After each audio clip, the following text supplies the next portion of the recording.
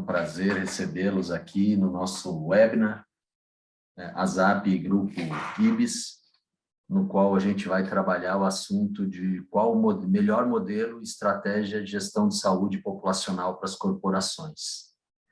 É um prazer tê-los aqui, a gente vai tentar, nesse tempo bem curtinho, passar um pouquinho da ideia do porquê da gente estar falando sobre modelo e estratégia de gestão de saúde populacional, principalmente para as corporações, e nesse momento, eu acho que mais do que isso até, trazer para vocês também um pouquinho da felicidade da ASAP, esse ano que ela completa 10 anos, conseguir atingir um objetivo, um sonho desde o início da sua formação, que é criar uma certificação em gestão de saúde populacional para as corporações e para os prestadores. Então, já fica aqui também um segundo lembrete, que dia 17 de novembro, nesse mesmo horário, teremos um evento similar a esse para os prestadores de serviço, né, para as empresas que prestam serviço em saúde. Hoje a gente fala com as empresas e no dia 17 a gente vai falar com os prestadores de serviço. Mas não viemos aqui para falar sobre isso, viemos aqui para falar sobre esse desafio que é fazer a gestão de saúde populacional nas empresas, e nada melhor também do que a ASAP encontrar uma empresa, um grupo que também está fazendo 10 anos, e aqui queria já convidar minha parceira de webinar, Ana Cláudia, para se apresentar e falar um pouquinho desses 10 anos de Grupo IBS, né, Is? Muito bem, muito boa noite a todos. Já vejo aqui alguns nominhos e rostinhos conhecidos, bom revê-los. E para quem eu não conheço ainda, muito prazer. Obrigada pela introdução, Dr. Cláudio. Para quem não me conhece, eu sou Ana Cláudia. Estou aqui representando essa parceria tão importante da ASAP com o Grupo IBS. Ambos nós conversamos rindo, né? Ambos, coincidentemente, completam 10 anos este ano. Então, é uma caminhada aí, com certeza, muito robusta, e ao mesmo tempo tão jovem ainda, à frente de tudo que está por vir, né? Tantos anos ainda pela frente. Então, é muito bacana fazer parte desse processo, dessa parceria. Eu sou Ana Cláudia, sou formada em psicologia, entrei para o mundo de gestão de pessoas, né? Coordenando aí a área, como antigamente a gente falava que era só RH, né? Hoje já são tantos nomes mais modernos, mas eu vou me limitar a falar RH e gestão de pessoas. Então, eu entrei nessa área em 2002, e aí muita coisa mudou aí, se a gente for pensar 2002 a 2022. E eu fui caminhando também, além de trabalhar no RH, gestão de pessoas em empresas de diferentes ramos, eu entrei no mundinho da saúde a partir de 2013 exatamente, né? Quando eu pus o pezinho ali junto com o IBS, e fui caminhando aí para o mundo da avaliação também nas instituições de saúde, né? Entendendo que pessoas e processos precisam caminhar juntos para realmente ter uma performance, um resultado cada vez melhor, mais sustentável. E nesse caminho de avaliação, de acreditação em saúde, né, percorrendo aí diversas instituições, hospitais, clínicas, laboratórios, é engraçado como lá a gente já começa, né, através de alguns requisitos da metodologia de acreditação, falar, né, de promoção à saúde dentro do público perfil que é o colaborador, né, os profissionais que ali atuam. E o quanto a gente vê aí diversas estratégias, né, de tentativas de promoção à saúde, de prevenção de doenças para essa população específica de uma empresa, de uma instituição. E por quê? Alguns conseguem ter um maior sucesso, melhor resultado, porque outros nem tanto. Então, através disso, vamos contribuir aí um pouquinho com a nossa conversa, com o nosso bate-papo, para a gente explorar um pouquinho desse assunto. É legal que você já trouxe o tema da nossa discussão de uma forma bem explicativa, né? Todo mundo me perguntou essa semana, Cláudio, eu vi que você vai falar lá sobre gestão de saúde populacional para as empresas, né, para as corporações, mas qual o objetivo desse webinar? O objetivo é aquele claro com o qual vocês convivem todos os dias, né? Aqui é que a gente acredita que tenham muitos representantes do mundo corporativo. Eu vejo algumas figuras aqui também conhecidas, meu grande e velho amigo Ricardo Demarque, do GESC, que também está batalhando aí na questão de trazer a saúde ocupacional de novo para um lugar onde ela merece, né? E que a gente vai falar muito sobre isso. mas eu acho que é importante a gente discutir o papel da gestão de saúde populacional dentro das empresas, uma vez que é o segundo custo dentro das corporações, e por ser um impacto tão grande dentro do orçamento, um impacto crescente, a gente discutir estratégias no sentido de fazer as melhores práticas, desenvolver uma metodologia de indicadores, de práticas que tragam resultados e desfechos eficientes para que a gente possa melhorar esse perfil.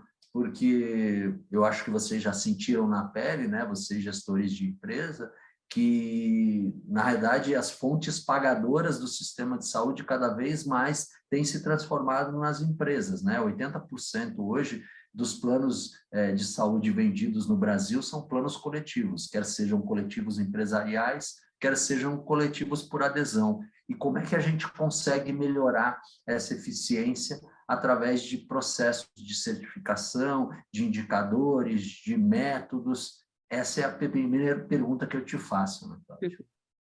Acho que são vários custos para serem considerados, né, nessa perspectiva. Então, vamos pensar, quando a empresa olha para dentro, né, de casa, olha para o seu colaborador ali que vem adoecendo, qual o custo com o absenteísmo? Qual o custo com o afastamento do profissional do ambiente de trabalho, né? Quanto custa o presenteísmo, né, quando o profissional está ali, mas na verdade não tem ali uma produtividade interessante. E as empresas, por si só, elas representam 2/3 do volume de beneficiários da saúde suplementar, né? Entre profissionais, os seus dependentes, enfim. Então, pensa quantos custos envolvidos em tudo isso, né? Desde do sistema de saúde em si, né? Tudo que está sendo onerado, né? Para essa sustentabilidade desse sistema, e o próprio olhar para dentro de casa mesmo, né? Quando essa população não está saudável, não está ativa, produtiva, né, com as suas condições físicas e mentais e emocionais ali de uma forma muito bem integrada para gerar um resultado. Então, são muitos os custos, né? E o quanto não trabalhar, não olhar para a questão da sinistralidade, o quanto isso impacta realmente para as empresas, né? Então, acho que é o momento da gente trazer isso à tona e pensar, né? O que fazemos com tudo isso, né? Porque se continuar realmente com esse olhar cada vez mais maior, né, do custo em si, o quanto isso se sustenta, por quanto tempo, né, uma reflexão que vale a pena fazermos aqui.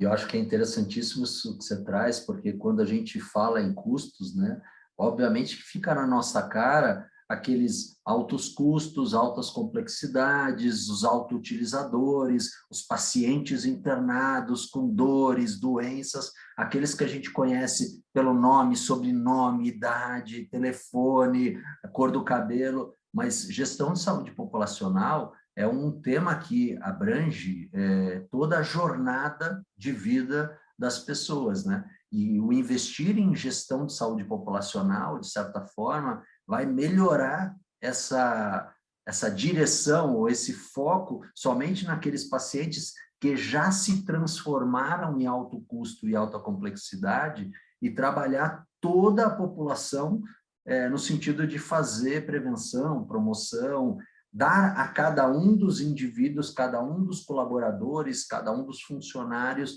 das empresas, a melhor atenção dentro daquilo que é a necessidade, sem mais nem menos, para que a gente possa dar a todo mundo atenção da medida certa e fazer com que eles, de certa forma, sejam gerenciados de forma equitativa durante toda a jornada.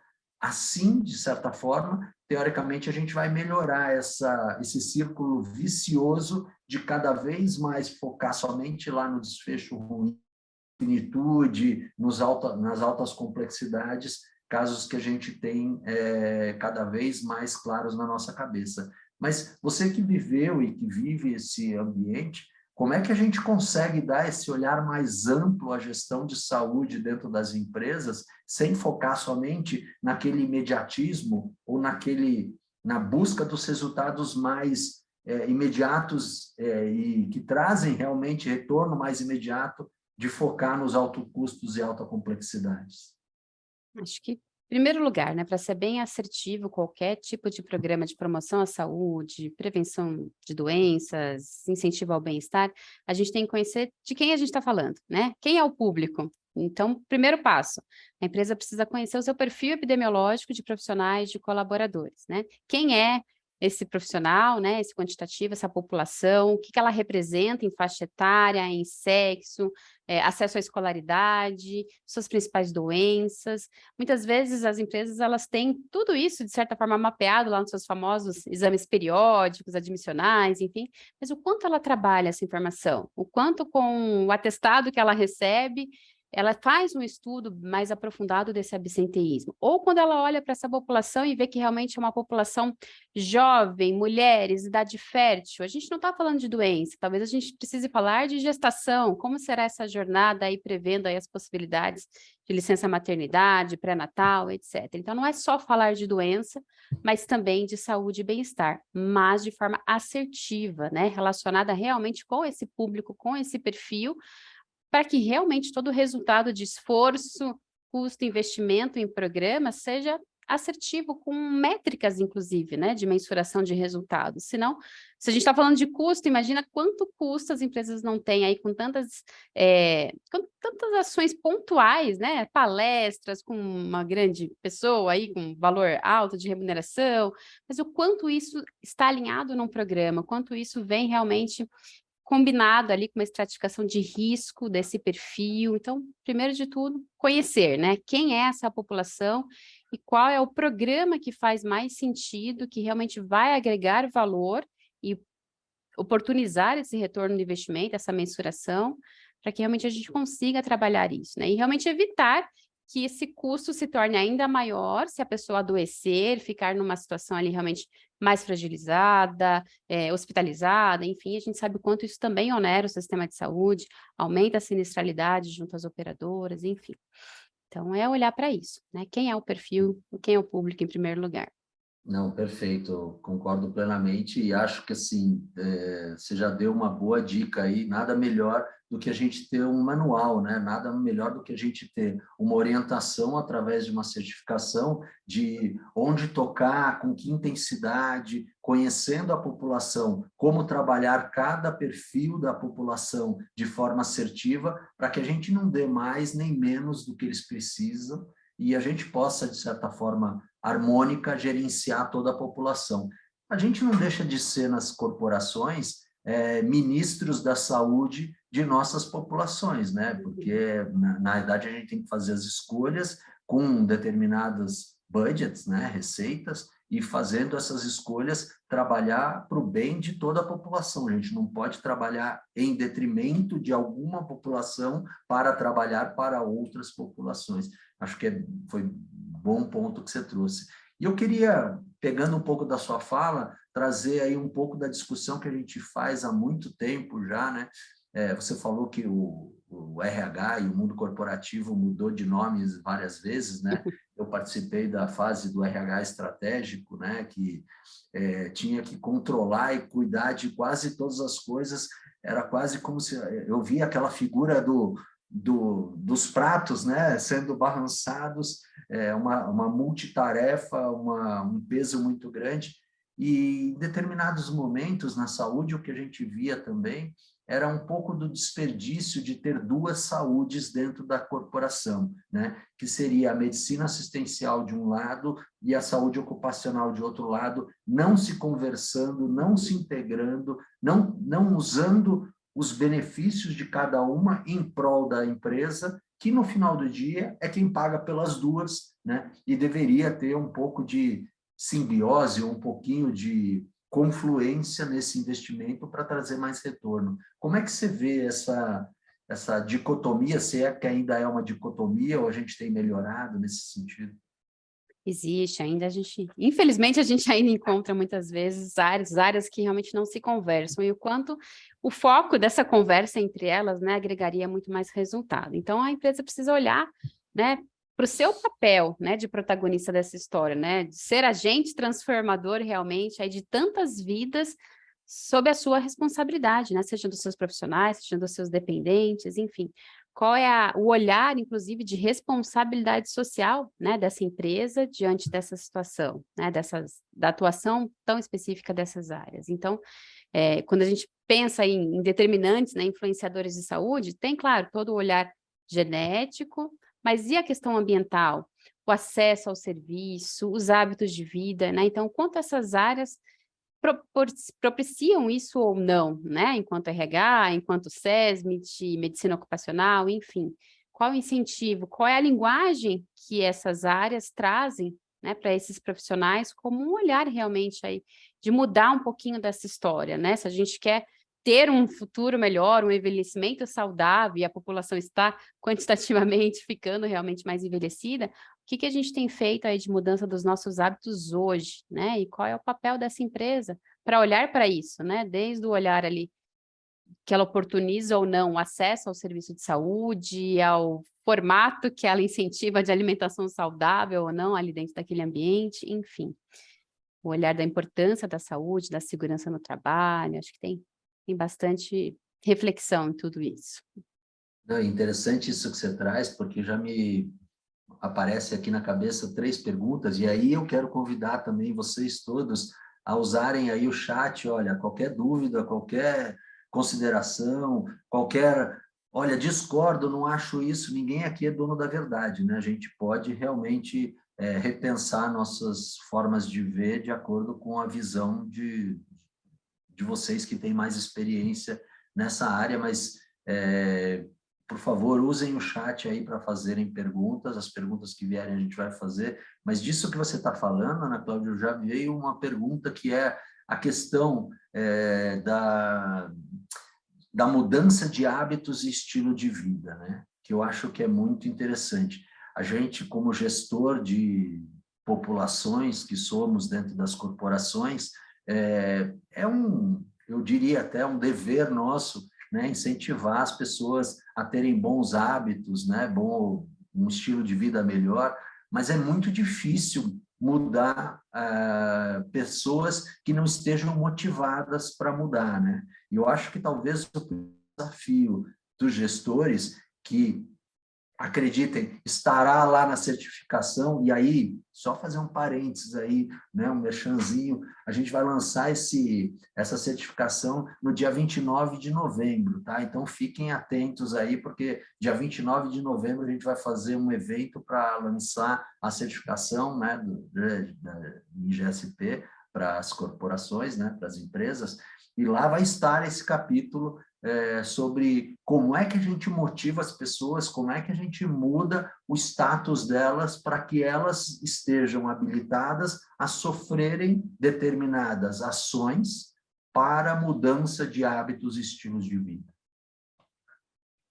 Isso é muito bacana quando você fala de adesão, né? É muito comum, né? Eu percorro aí diversas instituições do Brasil todo.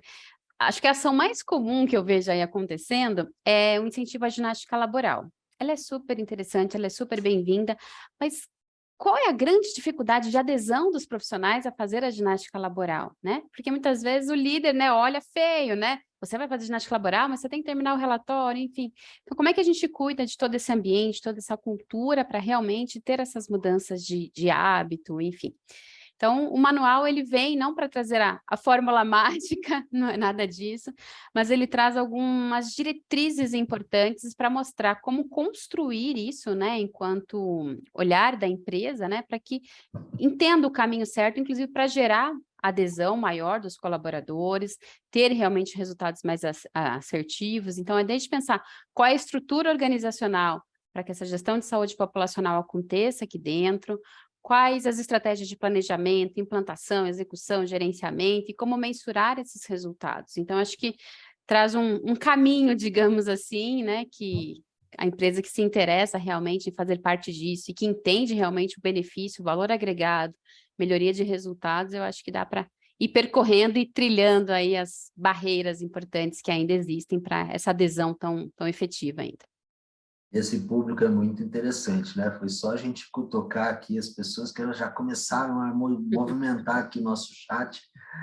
A nossa querida Alexia aqui, parabéns pelos 10 anos. Eu não sabia que vocês estavam fazendo 10 anos também, parabéns aos 10 anos, Grupo Ibis, trazendo a informação de que algumas empresas já estão, inclusive, sendo mais radicais, né? Ontem ela coloca aqui que a Ford dos Estados Unidos surpreendeu a todos, afirmando que demitiria funcionários que não emagrecerem. Assim, não cheguemos a esse ponto, né? Eu acho que talvez é um ponto assim, muito radical, né? De se fazer gestão de saúde, mas claramente a gente vê que algo precisa ser feito no sentido de mudar e talvez até, em algum momento, se a gente não conseguir com todas as estratégias, obviamente que isso não está lá no certificado, tá? Demitir as pessoas, isso não consta do nosso manual ainda, né? Ainda, talvez na versão 7.0 a gente coloque aí demitir as pessoas, mas acho que espero que a gente consiga, através das dicas que a gente está dando e dos indicadores, fazer as pessoas mudarem através da mudança realmente da motivação e dos hábitos. E o Wagner também, o Wagner de Castro traz aqui um ponto que eu gostaria muito de discutir com você, a questão do desperdício. O IES, o Instituto de Estudos em Saúde Suplementar, traz que em torno de 20% de tudo aquilo que a gente investe no sistema de saúde é desperdiçado.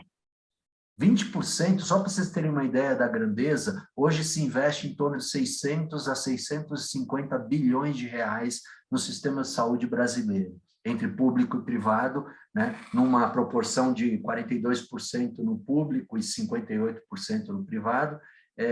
Isso equivale a mais ou menos 9,5% do nosso PIB. 20% desses 650 bilhões dá 130 bilhões, se a minha matemática de médico não estiver muito errada. O que a gente não conseguiria fazer em termos de prevenção e promoção de saúde se a gente não desperdiçasse esses 130 bilhões? O que você faria na gestão de corporações tendo mais recursos para poder investir naquilo que você não vai desperdiçar? Com certeza, tem. O céu é o limite para essa resposta, né? Faz muita diferença. E muitas vezes esse desperdício, né, é porque o usuário do serviço de saúde, ele sequer sabe por onde começar, né? E aí vem novamente o papel, a responsabilidade social da empresa para trabalhar essa educação, né, dos seus profissionais, dos dependentes, enfim. Como ele busca, né, assertivamente o caminho para o seu diagnóstico, o quanto ele realmente utiliza ali a disponibilidade da saúde, a atenção primária, antes de já ir ali sobrecarregar o pronto atendimento, pronto-socorro, emergência, enfim, né? Então, muitas vezes esses desperdícios, né, exames que a pessoa faz e sequer volta para mostrar, né, discutir o resultado com o médico e depois ela faz um novo exame novamente, é muito desperdício, né? Então, trabalhar isso é trabalhar a conscientização mesmo, informação, né? Alfabetização em saúde, inclusive, para promover a saúde, né, junto aos usuários. Então, tem muito ainda que podemos trabalhar em relação a isso, nesse papel social da empresa. A gente diz que na gestão de saúde populacional, se a gente fosse resumir, assim, espremendo bem o caldo, sobrariam 3 dicas vitais, né? Alimentação saudável, atividade física e autoconhecimento em saúde, né? E eu acho que o desperdício está muito ligado a esse terceiro, que é o autoconhecer, né?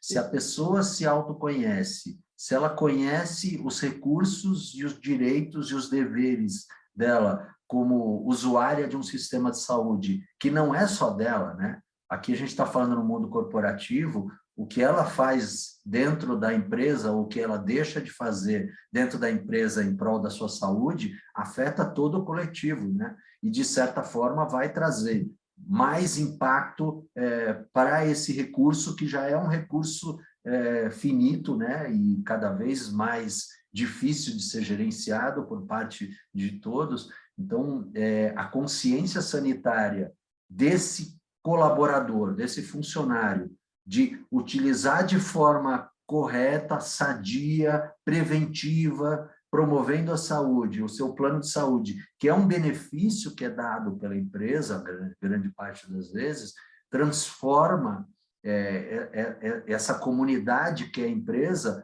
num gestor de saúde que desperdiça menos, né? Porque a gente fica apontando para os desperdícios do Brasil e a gente não vê os desperdícios que a gente faz dentro da nossa própria empresa, né?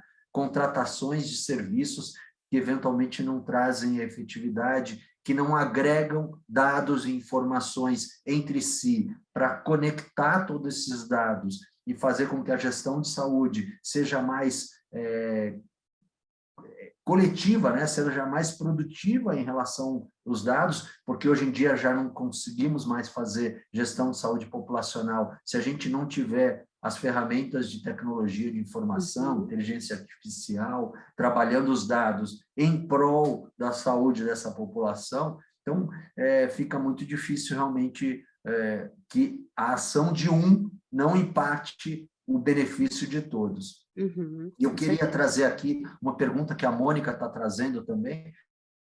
A gente falou um pouquinho sobre a parte de prevenção e promoção e a parte de estabelecer onde você investiria suas primeiras moedinhas, né, que você falou na identificação de risco das populações e tal, mas ela está perguntando como traçar uma jornada visando a sustentabilidade da saúde de todos os colaboradores, né? Porque não é só conhecer a população, sim, isso é necessário, fundamental, prioritário, né? Talvez tenha que ser a primeira ação, mas aí depois a gente tem toda uma cadeia de processos que a gente vai ter que fazer para transformar essa jornada em sustentável. Como é que a gente transforma isso, essa jornada e esse custo da saúde crescente em sustentável dentro das empresas?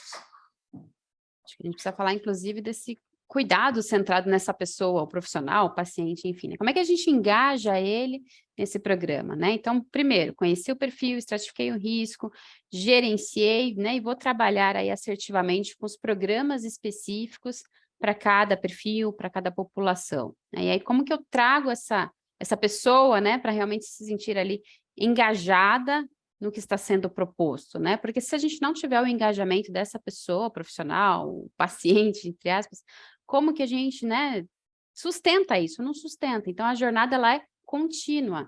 Então, não tem como falarmos ali da conscientização sobre exames de prevenção, enfim, todo um diagnóstico ali no tempo hábil, assertivo, se a gente não mostrar realmente o sentido de tudo isso, né? Por que que isso faz diferença na vida daquela pessoa, né? O que que ela precisa realmente aí ver, né, de valor agregado para ela mesma, para que ela tenha o engajamento necessário e, consequentemente, a empresa também trabalha esse coletivo, né, um valor agregado num formato mais sistêmico, muito mais robusto, né? Então, é ter uma jornada, um acompanhamento, esse mapeamento aí, começo, meio, né, e fim, né? Como que a gente direciona essa pessoa para cada passo que realmente ela precisa dar nessa jornada. Ela não está sozinha, mas que a gente precisa do passo dela, né? Senão não tem como caminhar por ela.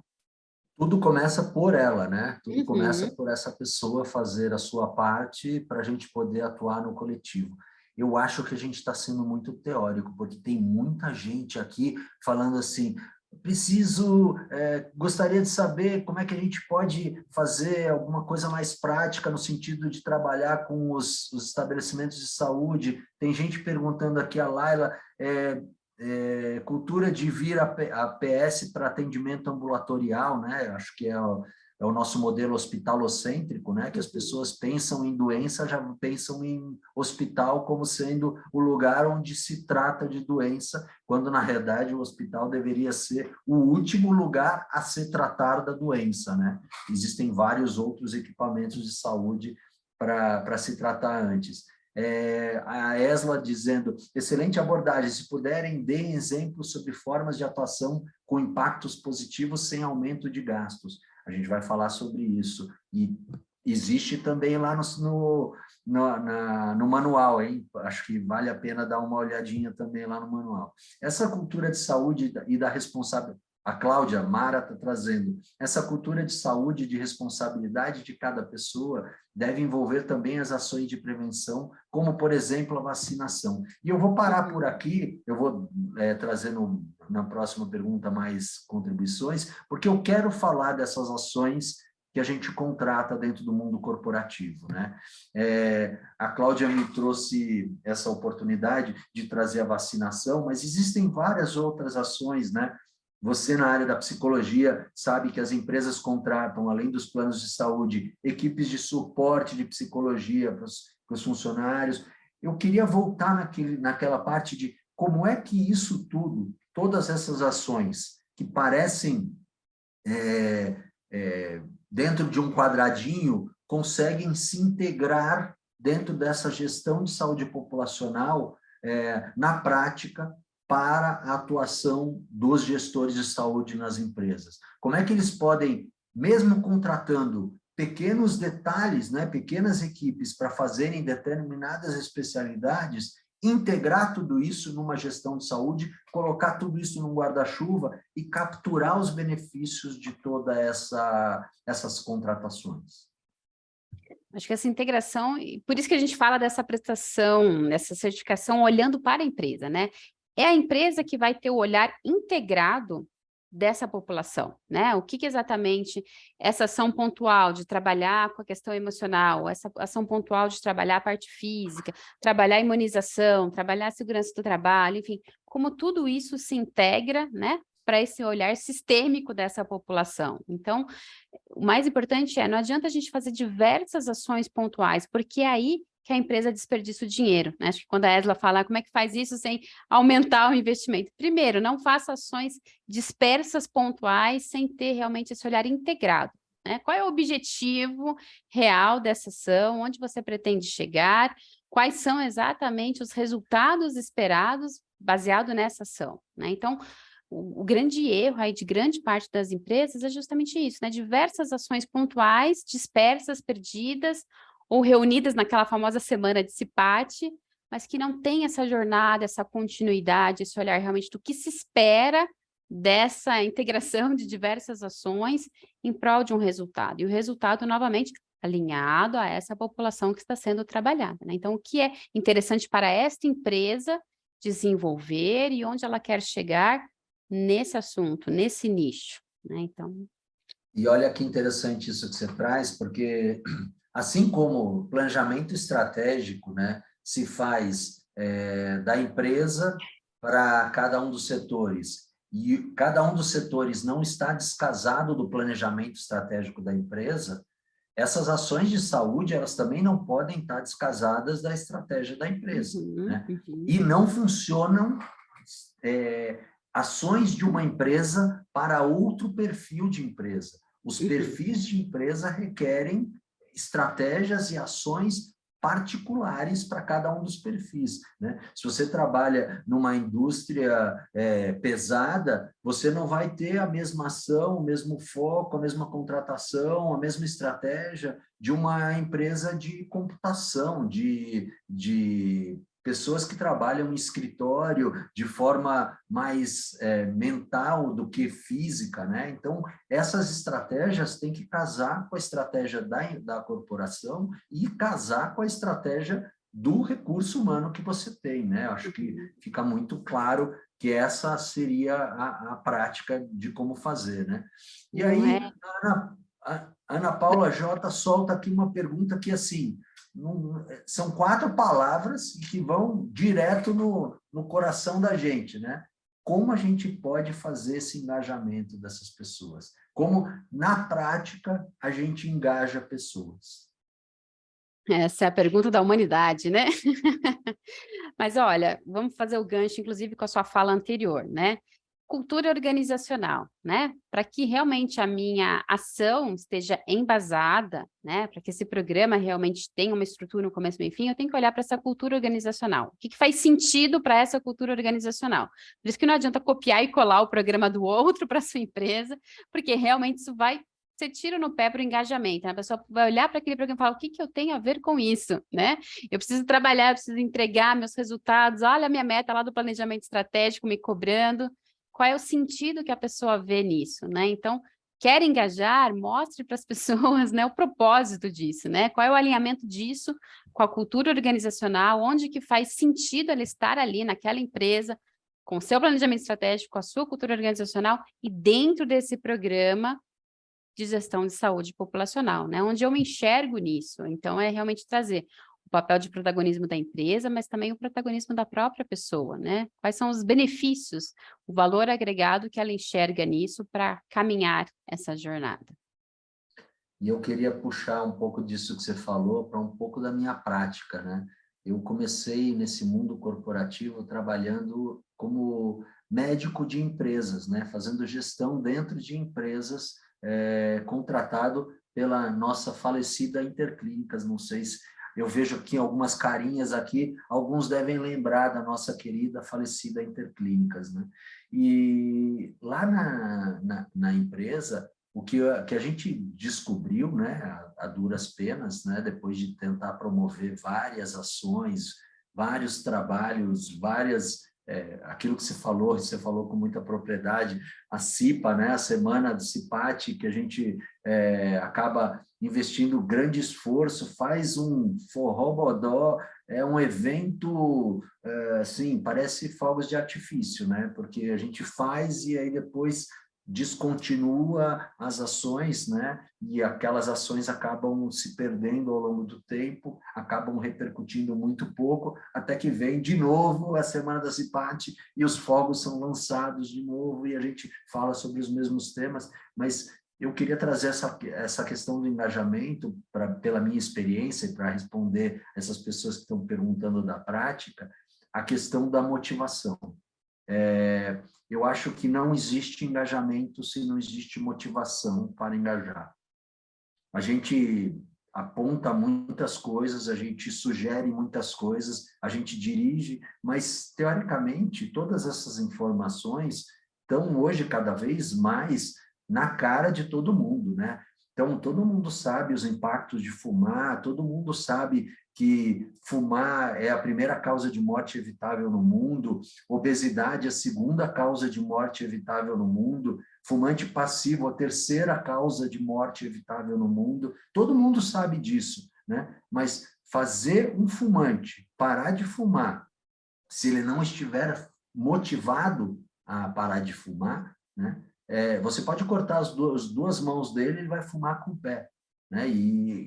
Funciona dessa maneira mesmo. Então, a primeira coisa que você precisa fazer é entender o status de motivação de cada pessoa, né? E essas conversas, essas pesquisas, esses questionários existem no mercado, né? Você consegue identificar como é que a sua população está, não só aquilo que foi muito bem falado pela Ana Cláudia, em termos de como eles estão distribuídos epidemiologicamente, demograficamente e tudo mais, mas também como é que já foram feitos trabalhos e como esses trabalhos falharam em determinadas questões e por que falharam, né? No sentido de também não errar naquilo que já foi errado, porque aí a gente cai de novo em exemplos claros de desperdício, né? De tentar ficar batendo na mesma tecla, da mesma forma, achando que a gente vai ter resultados diferentes. Então, acho fundamental que a gente entenda o status de motivação dessas pessoas, né? E já vem aqui uma pergunta aí do Ricardo Demarque, obrigado pela pergunta. Como vocês veem como necessário para que os empregadores adotem um mindset de gestão integrada em saúde, segurança e educação? São 3 pilares que, teoricamente, estão dentro do mesmo setor dentro da empresa, né? Quais os dados necessários para convencer a liderança a investir na educação? Esse é um aspecto fundamental que a gente precisa trabalhar e precisa trabalhar muito, né? Eu acho que já foi um pouco respondido, mas eu quero ouvir sua opinião a respeito de como envolver os anseios de fazer uma melhor gestão de saúde do RH e da saúde ocupacional, fazê-los chegar ao CFO e ao CEO para que eles possam aportar recurso e foco nesse tipo de trabalho. O gancho ainda da sua fala, né? Motivação, para responder a pergunta dele. Motivação, ela é interna, né? Motivo para ação. Então, isso vale para a pessoa, mas vale também para a alta gestão dessa empresa. Que motivo ela tem para gerar essa ação, né? Com foco em saúde, qualidade de vida e etc. Então, a gente tem que entrar com a linguagem que é da alta gestão. Números, né? Quanto custa esse absenteísmo, quanto custa a sinistralidade, quanto custa o afastamento do trabalho, quanto custa um acidente de trabalho, porque a pessoa estava em fadiga, estresse, burnout, quanto custa a produtividade que não está ali no auge da sua alta performance, né? Então, a gente precisa começar a mensurar, inclusive, esses números, e é o papel aí do RH, né, quanto parceiro de negócios, olhar para isso, né? Olhar para as pessoas e olhar para os números que envolvem essas pessoas, né? Que motivo que a gente tem para implantar tudo isso, que é um investimento sim, mas qual é o resultado? Qual é o retorno esperado sobre cada ação? Que motivo eu tenho para fazer enquanto empresa e que motivo a pessoa tem para se engajar nessa ação, né? Então, usando esse exemplo aí que até trouxeram da Ford, né? Que ela vai demitir quem não emagrecer. É a linha da punição. Em psicologia a gente fala muito isso. Será que a gente motiva as pessoas pela punição ou pela percepção do valor agregado, pela percepção do que ela ganha com isso, né? Então, é hora da gente repensar estratégias aí, até enquanto cultura organizacional, para melhor resultado. E isso me faz lembrar também alguns cases que a gente tem na cabeça, né, de empresas, eu não vou citar o nome, nem o gestor, mas provavelmente vocês já vão fazer a associação, né, inteligentes que são, de determinadas empresas onde o CEO, o presidente, o dono da empresa era atleta e aí todo mundo corria, fazia atividade física ou buscava se exercer e tal, porque teoricamente também se criava determinado exemplo, né, nicho, ou até uma participação pelo exemplo, pela similaridade, né? Então, essas coisas têm que acontecer não só na fala do CEO, não só na fala do CFO, ele tem que vestir a camisa da saúde, da gestão de saúde e participar, né? Eu, como operadora de plano de saúde, vivia muito claramente isso. Quando a gente fazia uma campanha de vacinação, quando a gente ia fazer qualquer tipo de campanha que necessitava responder algum questionário, a gente buscava o CEO ou o líder do setor para serem os primeiros a responder, porque aí os colaboradores iam pensar assim, poxa, se ele respondeu, eu vou falar o quê? Que eu não tenho tempo, que eu não consigo, que eu não posso agora, que eu tô... Se o chefe consegue, por que eu não conseguiria encontrar um tempo nesse trabalho, né? E aí as adesões e o engajamento eram muito maiores quando a gente começava pelos exemplos, né? Olha, essa pessoa está sendo o primeiro a vacinar, essa pessoa está o primeiro a doar sangue, esse aqui está o primeiro a fazer... E aí, isso aí cascateava para todos, né? Eu não terminei as perguntas do Ricardo, o Ricardo fez aqui um questionário, um interrogatório, eu vou puxar mais duas que eu acho que são muito importantes aí para a gente trazer, né? Quais os investimentos são mais fáceis, tá? E quais os mais difíceis? E mais relevante que mostrar os benefícios da boa saúde é mostrar os custos da má saúde. Aqui ele está falando uma coisa que é muito verdade, né? A gente tem uma certa dificuldade em trazer para números, né, e para o ROI, a questão do investimento em prevenção e promoção, mas fica muito fácil a gente mostrar para os empresários aquilo do êxito inverso, né, da reengenharia do mau trabalho, né? Olha, por não ter feito isso, desembocou nesses casos que um caso, eventualmente, pagaria toda a prevenção e promoção de todo um trabalho. Mas a pergunta dele eu acho que é bem relevante. Quais os investimentos você acredita que são mais fáceis de justificar e quais, na sua vivência também, os mais difíceis? Mais fáceis de justificar é todos aqueles que a gente consegue mensurar em números, né? E mais difíceis de convencer são aqueles que ficam muito ali no campo abstrato, né? Então, é começar a falar de tudo isso que a gente foi conversando aqui, né? Absenteísmo, afastamento de trabalho, turnover, por que não, né? Até quando a gente falou essa questão do senso de pertencimento, né? Do líder, enfim, que é exemplo da ação de saúde, enfim, cria um senso de pertencimento, cria esse engajamento, né? Então, é falar sobre tudo isso, né? Quanto custa essa alta rotatividade de pessoas, porque elas não se sentem, inclusive, cuidadas aqui, né? Elas estão adoecendo e as pessoas, a gente viu aí essa mudança, né, da pandemia para cá, o quanto as pessoas estão, sim, a famosa demissão silenciosa que estão se falando tanto, né? Então, as pessoas estão hoje priorizando outras coisas, que não só o salário para pagar o remédio, digamos assim, porque estão adoecendo, né? Então, elas querem realmente estar num lugar que elas consigam produzir e que exista essa cultura, né, do incentivo de qualidade de vida. Então, é começar a juntar aí todas essas fontes de informação mensuráveis que temos aí e sentar na mesa com essa alta gestão e falar, escuta, olha quanto está custando cada uma dessas ações desintegradas e o que podemos ganhar aí realmente com um programa mais robusto e integrado com diferentes frentes de atuação. E agora que a gente está chegando aí na reta final aí do nosso webinar, queria trazer aqui, recordar vocês de que o manual, assim como a Alexia trouxe, o manual traz uma abordagem importante sobre esses indicadores, sobre, como bem disse a Ana Cláudia, não é uma receita de bolo, né? Não vai estar lá tudo escrito, mas com certeza, através de experiências exitosas, através de indicadores, de métricas, você consegue provar e comprovar determinados investimentos, até para poder prever esses investimentos, né? E conseguir fazer um orçamento um pouco mais parceiro, com base em CFOs, CEOs e tudo mais, entendendo aonde você vai chegar, né?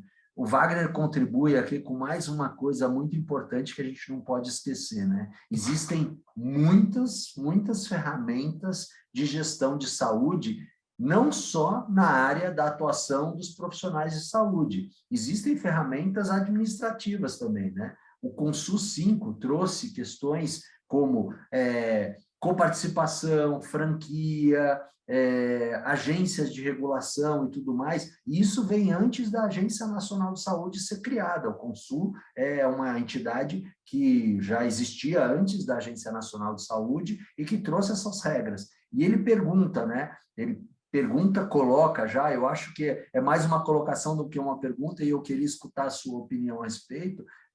Penso que usar a coparticipação ainda será necessário, não como fator inibidor, né? E importantíssimo isso que ele coloca, porque usar a coparticipação para pessoas que têm um plano de saúde, porque ganharam o benefício do plano de saúde, não têm condições de custear, você colocar a coparticipação como sendo um fator de gestão de saúde pode se transformar realmente num fator inibidor, porque a pessoa não vai ter aqueles R$20, aqueles R$50, R$80 para pagar a coparticipação, e aí ela se omite de fazer consultas de prevenção e promoção que são muito produtivas para o sistema. Então, queria saber como é que é a sua opinião a respeito. Por isso, trabalhar bastante essa cultura do olhar da atenção primária, né? Será que essa empresa consegue também subsidiar isso de alguma forma, né? Mostrar esse caminho certo aí do acesso ao sistema de saúde? Porque, com certeza, se ele já tem essa coparticipação, né? R$20 que seja, R$10, pode pesar para ele, né? E ele vai justamente na porta errada, de repente foi direto para o pronto-socorro, fez exames ali não necessariamente assertivos e não teve uma continuidade do seu cuidado. Essa ida pontual dele vai fazer com que ele gaste muito mais do que se ele já estivesse realmente ali numa linha, né, buscando a sua linha de cuidado muito mais assertiva, né? Então, é trazer novamente, né, essa questão da informação, né, de como buscar o cuidado correto, inclusive para, no caso da coparticipação, fazer a jornada, né, mais adequada possível, né, e que isso seja para o bom uso, na verdade, e não para o uso indiscriminado e sem saber para onde estar indo, na verdade. Estão chegando muitas perguntas aqui, acho que não sei se a gente vai conseguir responder todas, porque está terminando, mas eu gostaria de fazer essa porque eu achei que realmente vai trazer um pouco mais de prática para isso tudo que a gente está falando. A Cristina Costa pergunta: vocês acreditam que uma gestão transparente do RH, como, por exemplo, compartilhar com os colaboradores em percentuais de perdas, não conscientizariam essa população para ter um bom engajamento? E eu já adensaria essa pergunta com essa questão que você trouxe da pandemia, pós-pandemia. Como é que a gente trabalha essa questão das informações, da gestão de saúde num ambiente de híbrido, né? Porque não é nem presencial, nem home office, qualquer coisa está valendo. E isso veio para ficar, é uma tendência de mercado e que a gente vai ter que olhar para isso, sim, com bastante atenção em custos e benefícios e etc., e produtividade. O próprio manual também da certificação, ele tem um capítulo ali, uma subseção que fala, né, sobre teletrabalho, esse olhar também importante para o trabalho remoto, porque isso também traz um impacto, sim, para a saúde, para o bem-estar, para as doenças, então, como continuar trabalhando essa inclusão. E sim, eu acho que essa transparência do RH, né, em discutir abertamente isso com a sua população, com os seus colaboradores, traz novamente esse apoio para o senso de engajamento, de pertencimento, né? As pessoas precisam de informação para saber, inclusive, o que fazer, né? Como caminhar, né? Porque senão fica todo mundo ali na sombra, né? Não se sente ali pertencido a essa situação, então, com certeza, a disponibilização da informação faz a diferença, traz engajamento, sim. Pessoas, gostaria de agradecer demais a presença de vocês. A gente tinha se comprometido a fazer um webinar até os 45 minutos. A gente já está aí de 50 minutos e eu acho que teria tema para a gente falar mais 2, 3 horas, com certeza. Eu adorei esse papo, adorei essa conversa. Eu queria só deixar aqui uma última pergunta com uma resposta, porque assim, a pergunta veio em cima e a resposta veio embaixo. O Ricardo perguntou quais as lições aprendidas e quais conselhos podem ser oferecidos para as empresas que começam a contemplar iniciativas de gestão diferenciada da saúde populacional. E a resposta vem embaixo. O Manual da Certificação em GSP Corporativo, além de ser orientativo para quem quer iniciar a GSP, ele também traz a jornada para buscar a excelência. A Carolina pergunta aqui, quando será o próximo webinar? Muito obrigado por ter perguntado, porque eu tinha que lembrar de falar que o próximo webinar vai ser dia 17 de novembro, às 19 horas. 18. De novembro, dia 17 de novembro, às 18 horas. Dia 17 de novembro, às 18 horas, a gente vai mandar as informações, por favor, se inscrevam, porque eu acho que é um outro olhar, né? Não é o mesmo olhar das empresas, mas é um olhar do mesmo quadrado, né? O Michael Eisner falava que a gente tem que ter estratégias de fora da caixa para atuar dentro da caixa, né? Então, nada melhor do que escutar o que está passando na cabeça dos prestadores, dos prestadores de serviços de saúde, para entender como é que eu consigo encaixar isso dentro da gestão, dentro das empresas e das corporações, né? Eu que estão falando da honra de participar, eu que estou honrado aqui de ter participado com vocês, para mim, como presidente da ASAP, é um prazer, aprendi demais essa troca, essas informações. Queria agradecer a todos. Tá gravado, né, esse webinar, deixar registrado para vocês.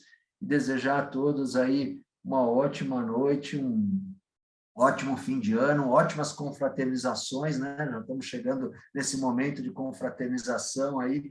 Desejo que nosso Brasil, nosso mundo melhore bastante para que a gente possa respirar de novo e fazer essa gestão tão eficiente que vocês sempre fizeram.